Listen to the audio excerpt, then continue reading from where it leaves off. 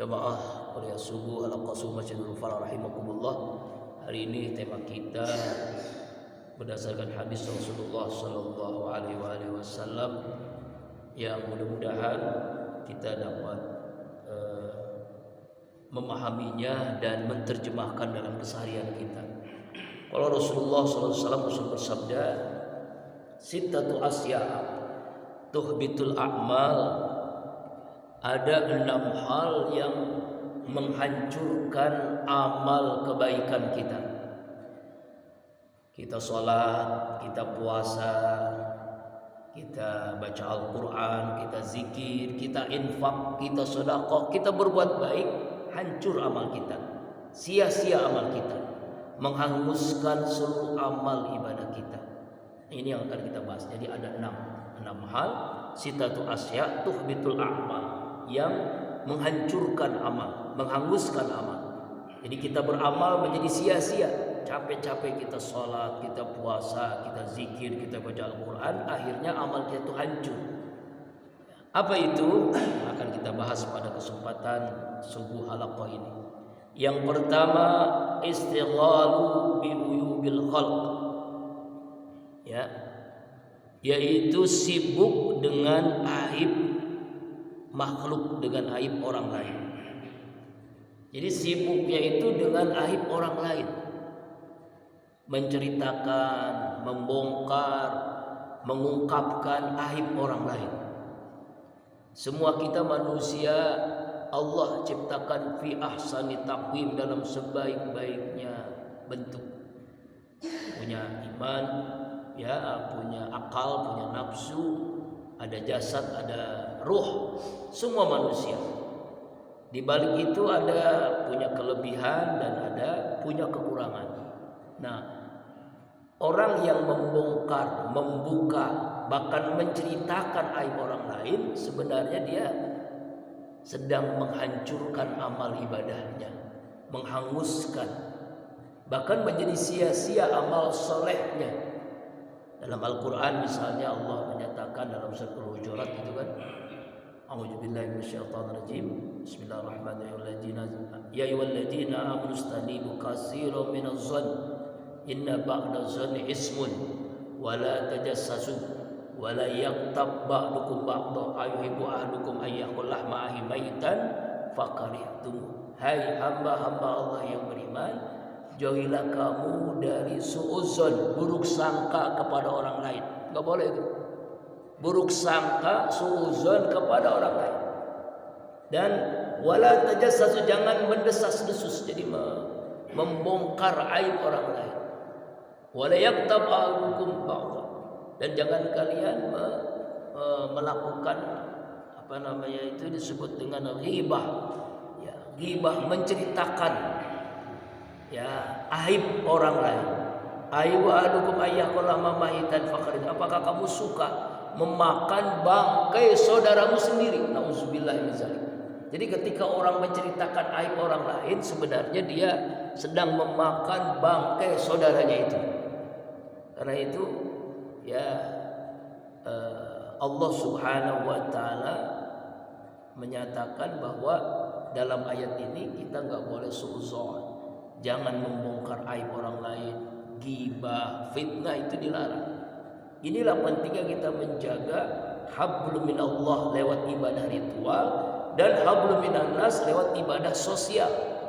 Ibadah ritual, salat yang kita lakukan, puasa, ya, zikir, baca Al-Quran dan sebagainya, itu ritual. Tapi juga ada ibadah sosial.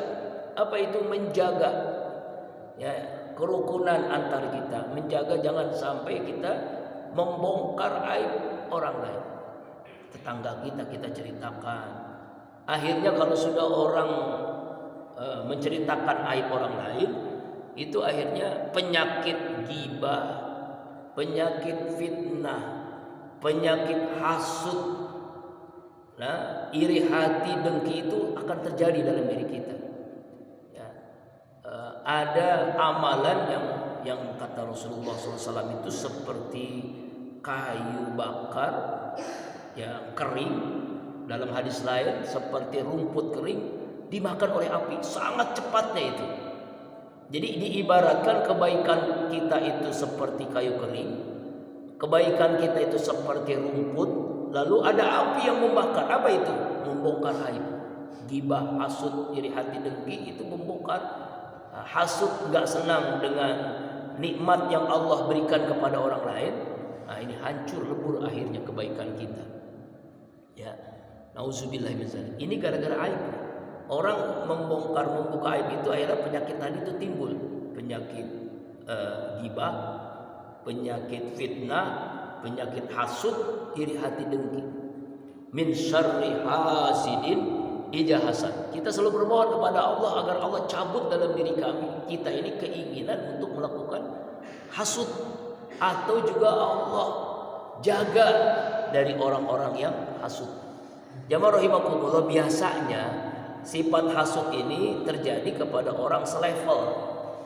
Ya, selevel itu misalnya pedagang sama pedagang, guru sama guru, pejabat sama pejabat, RT sama RT biasanya. Rakyat sama rakyat, pemimpin sama pemimpin, ustadz sama ustadz. Nah, juga bisa terjadi hasud ini. Nggak senang melihat orang lain susah, susah melihat orang lain senang, hasud, iri hati, dengki. Nah, gibah juga begini, gibah juga menghancurkan kebaikan kita, menceritakan aibnya. Nauzubillah. Jadi orang yang beriman itu ya tidak tertarik dengan aib orang lain, apalagi dia menceritakan. Inilah amalan yang bisa menghancurkan kebaikan kita. Ya, istighalu biuyubil khalqi, sibuk dengan aib orang lain. Nauzubillah min dzalik. Lalu bagaimana caranya? Sibukkan diri dengan ketaatan, sibukkan diri dengan aib kita. Ya, dengan aib kita, dengan ketaatan kita kepada Allah. Jadi akhirnya hati itu tercabut untuk membongkar, menceritakan aib orang lain. Sibuk dengan aib diri sendiri. Jamaah rahimakumullah, ini apalagi di era media sosial ini sekarang kan begitu mudahnya orang mengakses informasi yang akhirnya ya dia curhatnya bukan kepada Allah, curhatnya lewat media sosial, lewat WhatsApp, lewat Facebook dan sebagainya. Setelah curhat itu akhirnya itu yang membuat menarik orang untuk membongkar aibnya. Itu sebenarnya dia sedang membongkar aib diri sendiri. Nauzubillah. Hati-hati Pak ya. Amalan kita jadi sia-sia gara-gara kita sibuk dengan aib orang lain. Jamaah rahimakumullah, yang kedua yang membuat hancurnya amal, menghancurkan, menghanguskan amal ibadah kita menjadi sia-sia adalah wa qaswatul qalbi, hati yang keras. Ya, keras hatinya. Hatinya itu berpenyakit, tertutup, akhirnya keras. Ya, nauzubillah. Apa ini maksudnya? Qaswatul qalbi ini. Ya, orang yang sudah hatinya itu sulit menerima nasihat, sulit menerima pendapat orang lain karena hati sudah keras. Bagaimana dia menjadi orang yang tawadu? Bagaimana menjadi orang yang rendah hati kalau dia hatinya sudah keras? Qaswatul qalbi. Ya. Nah, ini yang dimiliki oleh orang-orang yang karena hatinya sudah tertutupi oleh kemaksiatannya, akhirnya keras hatinya. Nauzubillahi min dzalik. Makanya pentingnya kita menjaga hati. Auzubillahi minasyaitonirrajim. Yauma la yanfa'u malun wala banun illa man atallaha biqalbin salim. Ingatlah pada hari yang tidak bermanfaat harta kita, kekayaan kita, keluarga kita, keturunan kita, kecuali hamba Allah yang memiliki hati yang bersih. Qalbun salim, hati yang bersih. Tapi ada orang yang hatinya keras. Kenapa bisa hatinya keras? Pertama karena dia nafsunya lebih dominan daripada imannya. Jadi dikuasai oleh nafsu. Allah ciptakan nafsu kepada setiap manusia, tetapi nafsunya ini sudah diumbar, akhirnya nafsu lawamah, nafsu amarah yang diperturutkan. A'udzubillahi minasyaitonirrajim. Lau syi'na la rafa'nahu biha walakinnal arda wattaba hawa kamassalil qalb. Kami Allah menghendaki manusia tinggi derajat dengan Al-Quran dan Sunnah, tapi kebanyakan manusia memperturutkan nafsunya. Nafsunya diperturutkan, akhirnya akalnya, imannya dikuasai oleh nafsu. Ya, ulaika kal an'am, mereka itu seperti binatang ternak. Balhum adol, bahkan lebih rendah dari binatang. Nauzubillahi min dzalik. Ini kalau orang yang hatinya keras sama dengan binatang, bahkan lebih rendah dari binatang. Nauzubillahi min dzalik. Yang pernah saya sampaikan dalam kesempatan yang sebelumnya, banyak manusia itu seperti binatang. Makanya analog kebinatangan ini banyak di negeri kita. Laki-laki yang mempermainkan wanita buaya darat, wanita yang jual di kupu-kupu malam, laki-laki wanita satu rumah tanpa ikatan nikah kumpul kebo, orang yang korupsi namanya tikus. Kalau kita lihat bajing, bajing itu biasanya yang dimakan kelapa, tapi kalau bajingan listrik, ya, aspal, dimakan tuh semuanya. Dana bansos dimakan, PCR, macam-macam, ya Allah, semuanya dimakan. Ya, menghalalkan segala cara. Nah, akhirnya hatinya itu tertutup, keras hatinya. Nauzubillah. Ini yang menghancurkan amal kebaikan kita. Walaupun dia beribadah, ibadahnya menjadi sia-sia karena hatinya sudah keras.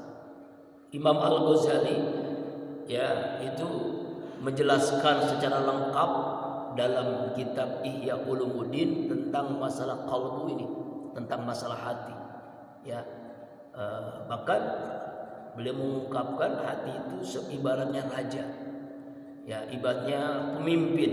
Rakyatnya adalah seluruh anggota tubuh kita. Kalau raja memerintahkan kebaikan, mata inginnya melakukan kebaikan, melihat yang baik. Telinga inginnya melakukan kebaikan, mendengar yang baik-baik.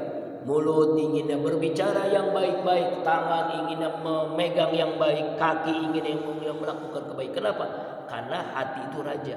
Tapi kalau raja memerintahkan kemaksiatan, mata ingin maksiat, telinganya ingin maksiat, ya, tangannya ingin maksiat, seluruhnya akhirnya bermaksiat. Kenapa? Hatinya sudah tertutupi oleh hawa nafsunya. Nauzubillah. Karena itu pentingnya kita tazkiyatun nafs, bersihkan hati. Ya, bersihkan hati ini. Di antara supaya hati kita bersih adalah muhasabah diri.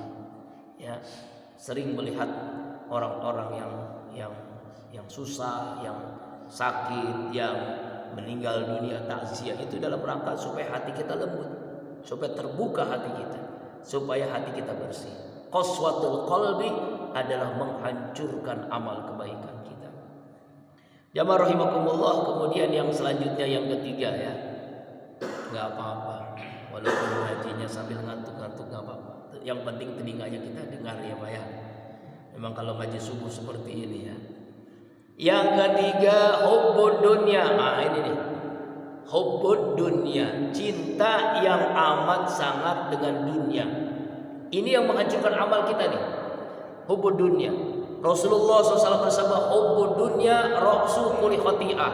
Cinta dengan dunia itu pangkal dari semua kemaksiatan. Seluruh kemaksiatan, kezaliman itu karena cinta dengan dunia. Merasa hidup di dunia itu selama-lamanya. Ya.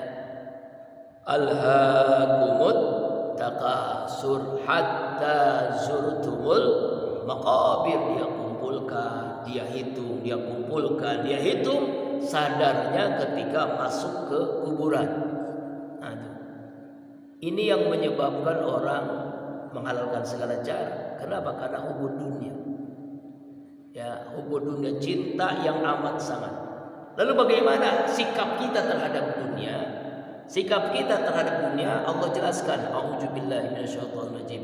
Wabtaghi fima ataqallahu darul akhirah wala tansa nasibaka minad dunya. Carilah kehidupanmu untuk akhirat, jangan lupakan bagianmu di dunia. Jadi kita nggak boleh melupakan bagian di dunia. Ya, bukan cinta dunia, tapi jangan melupakan bagian kita. Jadikan dunia sebagai ladang menuju panennya nanti di akhirat. Itu yang benar. Nah, kan dunia itu isinya 3 ya Pak ya. Harta, tahta, wanita.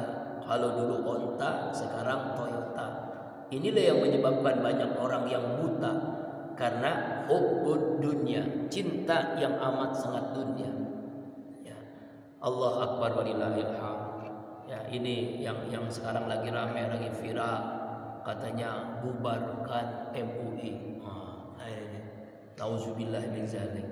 Ini kan orang-orang yang buzzer yang memang sudah hatinya keras, yang memang enggak ada kepentingannya dunia, yang penting uangnya banyak. Ya, bagaimana caranya dia? Hanya gara-gara katanya salah seorang oknum MUI itu terindikasi teroris, akhirnya dia menggeneralisir seluruh MUI ini ya harus dibubarkan. Emang ini caranya.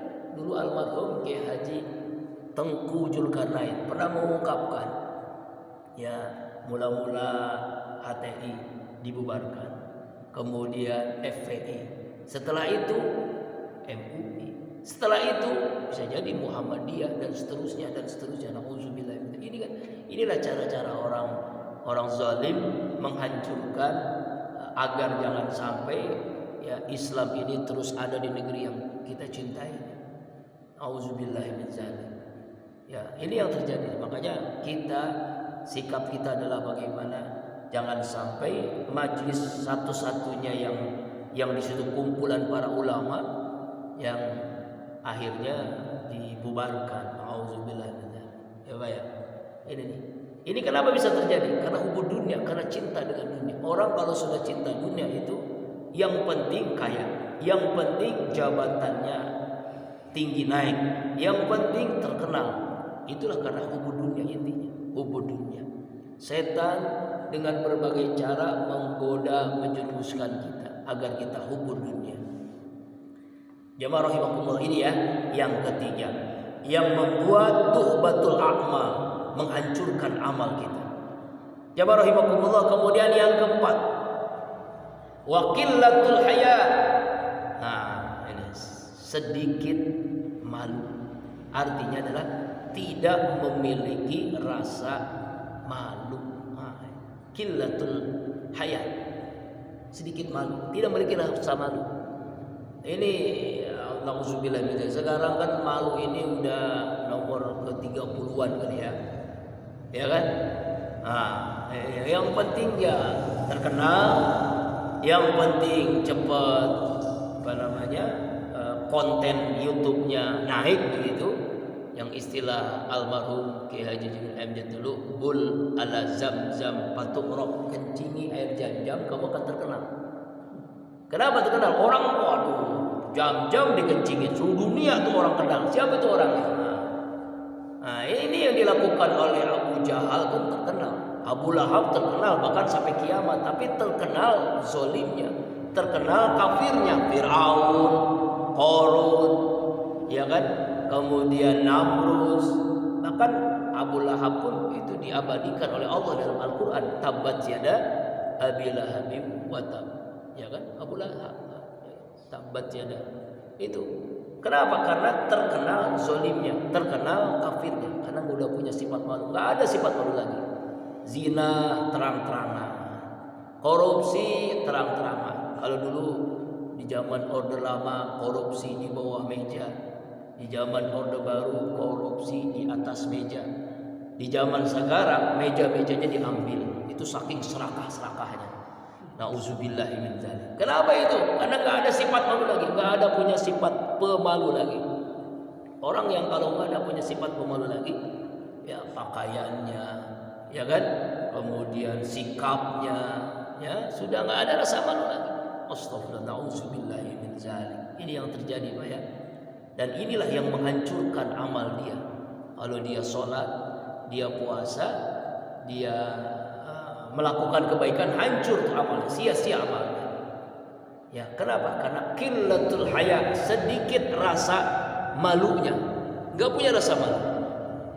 Nauzubillahi min dzalik. Ya Pak ya, ini hati-hati nih. Ya, mungkin kita alhamdulillah enggak lah ya, dijauhkan. Tapi anak keturunan kita jangan sampai hilang rasa malu pada anak-anak kita. Kemudian jamaah rahimakumullah, yang berikutnya yang kelima, tulul amal. Terlalu banyak angan-angan, terlalu banyak berhayal. Jikalau andai kata, umpama, misalnya. Nah, kita harus bedakan antara berhayal dengan cita-cita. Wah, semua kita harus punya cita-cita. Cita-cita orang beriman adalah husnul khotimah. Cita-cita orang beriman adalah masuk surga, ridho Allah, radhiyallahu anhum wa radu'an. Itu cita-cita kita. Harus ada tertanam. Berbeda dengan orang yang berhayal. Orang yang berhayal itu kan keinginannya itu mengada-ngada. Jadi berhayal itu. Nah, seperti orang main judi lah.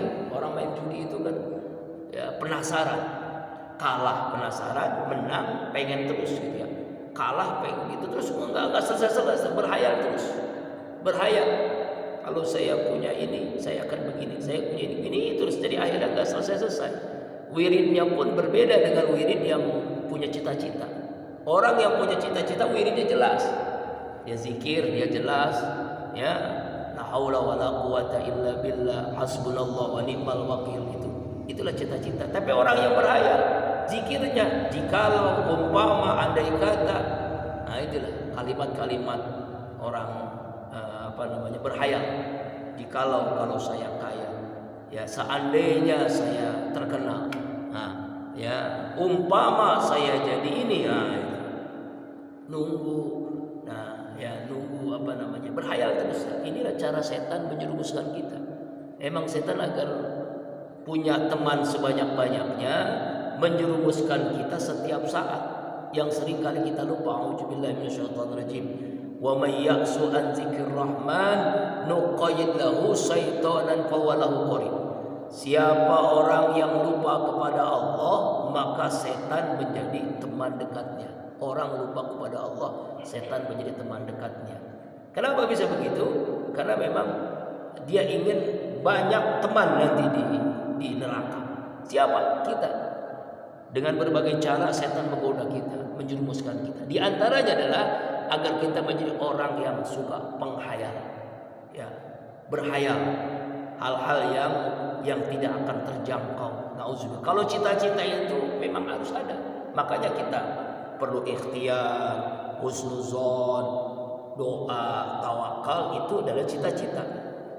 Kalau kita ingin sukses, cita-cita, yaitu dengan cara tadi, ikhtiar, berusaha. Yang kedua, doa. Kita minta kepada Allah. Ya Allah, Allahumma inna nas'aluka ridhaka wal jannah. Misalnya kan, kita ingin surga. Ya kan? Wa na'udzuka min sakhat, jauhkan kami dari neraka. Kemudian kita juga ingin, ya Allah ya Rabbana, misalnya punya hajat, Allahumma in kana rizqi fis sama, ingin rezeki dari langit turunkan, dari bumi keluar. Itu doa, itu bagian doa. Beda dengan orang yang berhayal.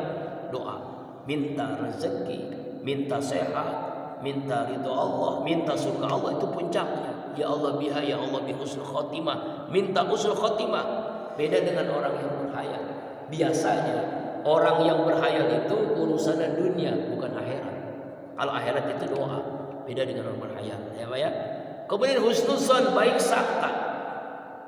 Berbaik sangka kepada Allah, optimis, tidak pesimis, tidak memponis, tidak sinis, apalagi bawa amis ya. Orang beriman adalah optimis, husnuzon, baik sangka kepada Allah.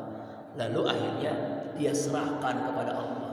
Makanya setiap kita melangkah keluar rumah, kan doa yang diajarkan Nabi itu, Bismillahi tawakkaltu ala Allah, la haula wa la quwata illa billahil aliyyil. Itu malaikat itu mendampingi orang yang baca doa ini. Kenapa? Karena dia menyerahkan seluruh urusannya kepada Allah. mengawali perbuatannya bismillahirrahmanirrahim, ya Allah ya Rabbana, dengan menyebut nama-Mu ya Allah. Aku bertawakal, aku serahkan kepadamu ya Allah.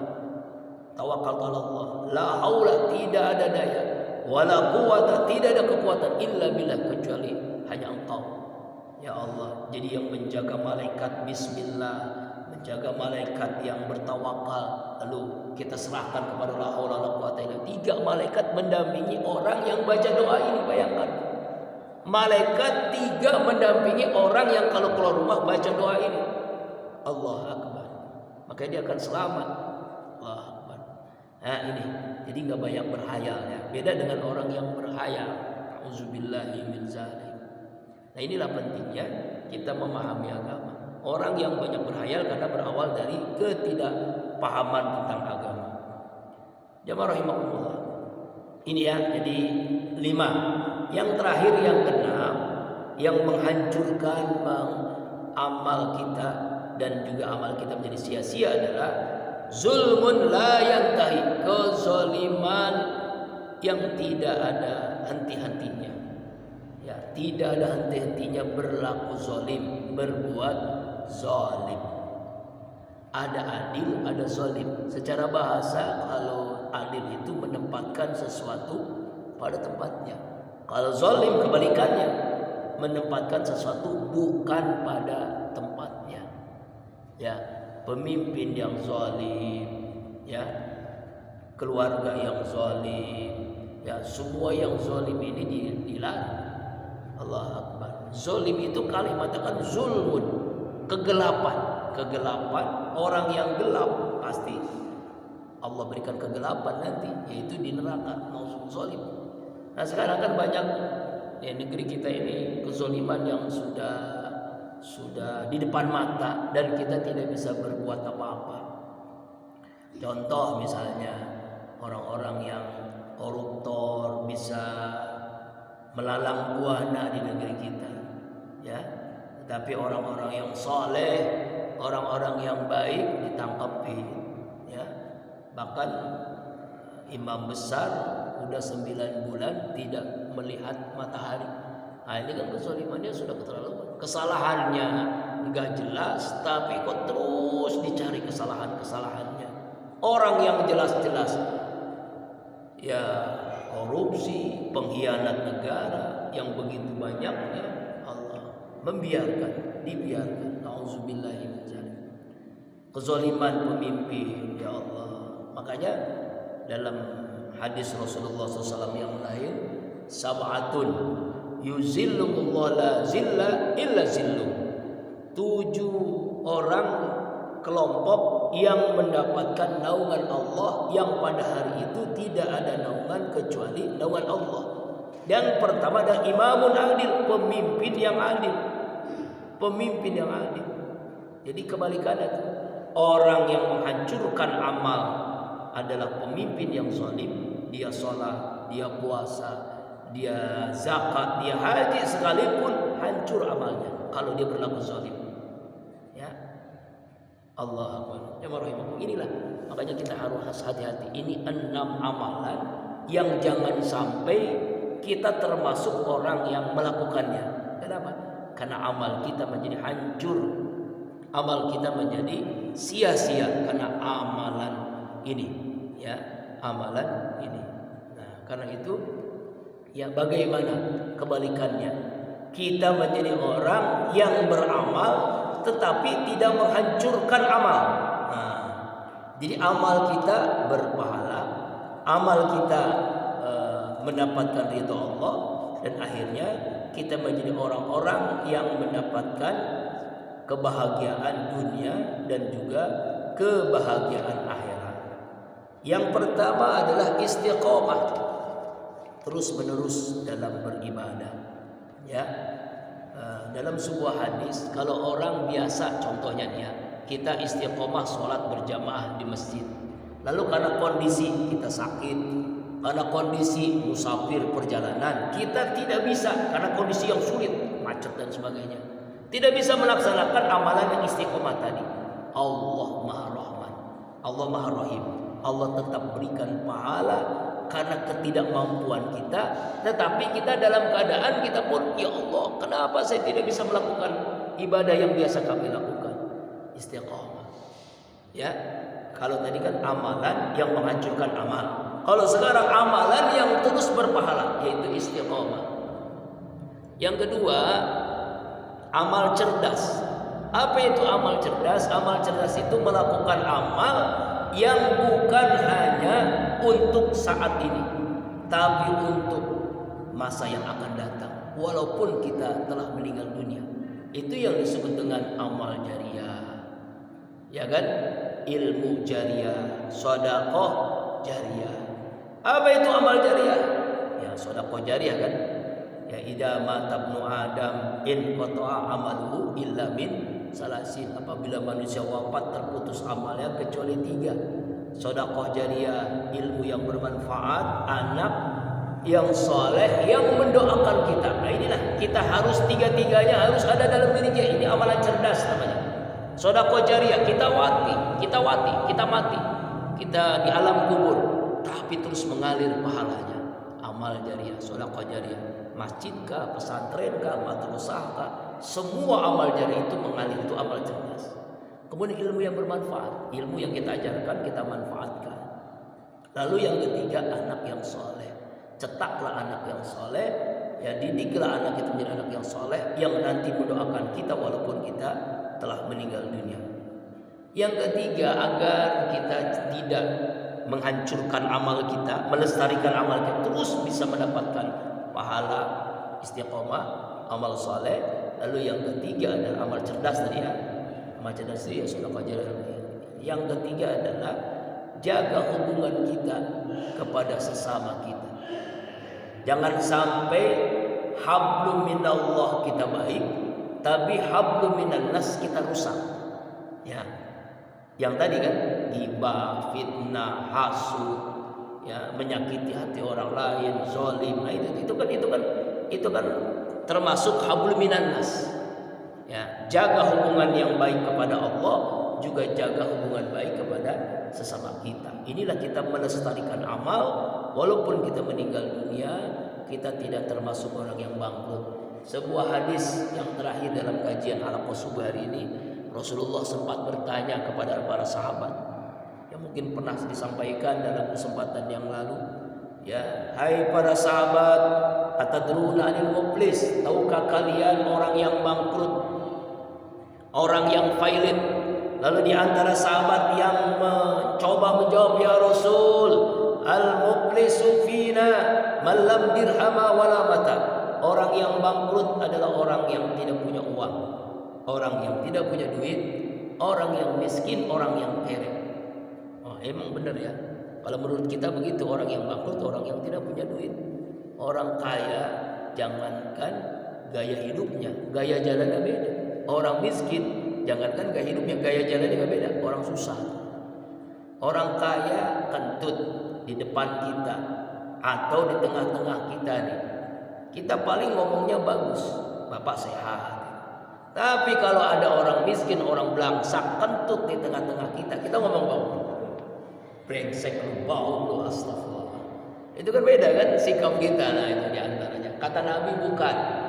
Orang yang bangkrut adalah ya'ti yaumal qiyamah, datang pada hari kiamat, menyetorkan amalnya masing-masing. Ya Allah, ya Rabb, ini pahala salat saya, ini pahala haji saya, pahala puasa saya, pahala baca Al-Quran saya. Oh, bagus nih.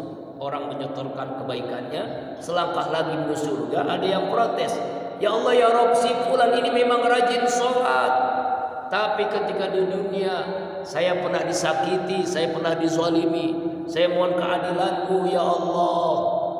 Apa kata Allah? Benar, ini orang yang kau sakiti, benar. Apa kata Allah? Seluruh pahala salatmu untuk orang yang kau sakiti.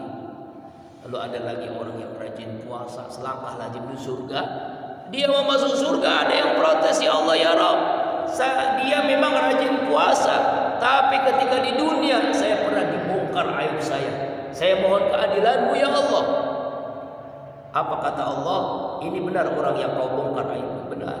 Lalu kata Allah, seluruh pahala puasamu untuk orang yang kau bongkar aibnya. Lalu bukan hanya itu, orang yang kau bongkar aib itu pernah berzina, dosa zina untukmu. Nauzubillah min dzalik. Apa maknanya? Sehebat apapun kebaikan kita kepada Allah, kalau rusak hubungan kita sama kita, maka kita sulit masuk surga. Itulah kita menjaga hablum minallah dan hablum minannas, menjaga hubungan kita. Jangan sampai kita menjadi orang yang bangkrut di akhirat. Inilah 3 yang melestarikan amal. Pertama, istiqomah. Yang kedua, amal cerdas. Amal cerdas ya, amal jariah, sedekah jariah, ilmu manfaat, dan anak yang mendoakan kita. Yang ketiga adalah jaga hubungan kita kepada Allah dan jaga hubungan kita kepada sesama manusia, sehingga kita terus melestarikan amal kita sampai ruh ini berpisah dengan jasad kita. Allah bahagiakan kita dunia dan akhirat. Allah alam. Mudah-mudahan kajian halaqah subuh ini membangkitkan semangat kita untuk terus melestarikan amal kita. Jangan sampai amal kita dihancurkan oleh amal-amal yang pertama dengan membongkar aib orang lain, yang kedua hati yang keras, yang ketiga cinta dunia, yang keempat tidak ada punya sifat pemalu, yang kelima berkhayal, yang keenam selalu berbuat zalim. Inilah amal yang menghancurkan amal kebaikan kita. Semoga Allah hindarkan dan Allah jauhi. Wallahu a'lam bishawab. Bi barakati wa karamati wal mujati suratul Fatihah.